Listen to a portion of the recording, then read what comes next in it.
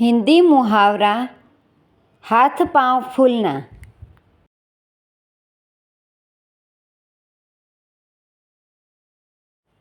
हाथ पाँव फूलना अर्थ डर या चिंता के कारण घबराना। वाक्य परीक्षा का नाम सुनते ही संदीप के हाथ पाँव फूल गए।